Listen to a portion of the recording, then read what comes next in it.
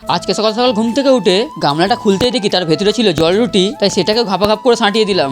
Strong breakfast. দোকান ছুটি ছিল, বাড়িতে বসে বসে বোর হচ্ছিলাম, তাই ঢ্যামনা বন্ধু আর আমি যাচ্ছিলাম শ্রীরামপুর পেট মার্কেট। তাই সবার প্রথমে আমরা চলে এলাম আমাদের ভদ্রেশ্বর স্টেশনে। তারপর চলে এসেছিল ভাই আমার মামার টাকায় কিনা ট্রেনটা। দেরি না করে তাড়াতাড়ি করে ট্রেনে উঠে 10-15 মিনিট জার্নি করে শ্রীরামপুর নেমে দুই ভাই মিলে হেঁটে হেঁটে যাচ্ছিলাম পেট মার্কেটের দিকে। তারপর ফাইনালি মার্কেটে গিয়ে আমাদের সাথে হয়ে গেল স্ক্যাম, কারণ আজকে পেট মার্কেট বসেনি। তাই বুকটাকে পাথরের মধ্যে শক্ত করে আবার চলে এসেছি বাড়ি। ঘড়ির কাঁটায় 1টা বেজে গেছিল, তাই চান সেরে মা দিয়ে দিল দুপুরে লাঞ্চের জন্য ভাত। সো দেরি না করে তাড়াতাড়ি করে সব ভাতগুলোকেও সাঁটিয়ে দিলাম। বিকেল হয়ে গেছে আর আমাদের পাশের পাড়ায় হচ্ছিল ফুটবল খেলা, তাই সবাই মিলে সেটাকেই দেখতে যাচ্ছি। গিয়ে দেখি খেলা আরম্ভ হয়ে গেছে আর মাঠে অনেক দর্শক হয়েছিল, খালি আমাদেরই যেতে দেরি হয়ে গেছে। খেলা শেষ করে 3জন মিলে 3টে বাইক সাইকেল নিয়ে যাচ্ছি বোনকে কাছ থেকে আনতে। দেন ওইখান থেকে বোনকে নিয়ে যাচ্ছি বাড়ির দিকে। বাড়ি এসে ঘরে ঢুকতে না ঢুকতে মা দিয়ে দিল মুড়ি আর তার সাথে চানাচুর। তাই প্রচন্ড খিদে লাগার কারণে চানাচুর মুড়িটা গপ করে সাঁটিয়ে দিলাম। খাওয়া দাওয়া কমপ্লিট করে রান্নাঘরে গিয়ে দেখি মা করছিল রাতের জন্য গরম গরম রুটি। রাত হয়ে গেছে, ঠান্ডা বাড়ছিল, তাই আমি থালাকেও সাজুগুজু করিয়ে নিয়েছি। তারপর ভাতগুলোকে ঝপাঝপ করে খেয়ে শোবার ঘরে গিয়ে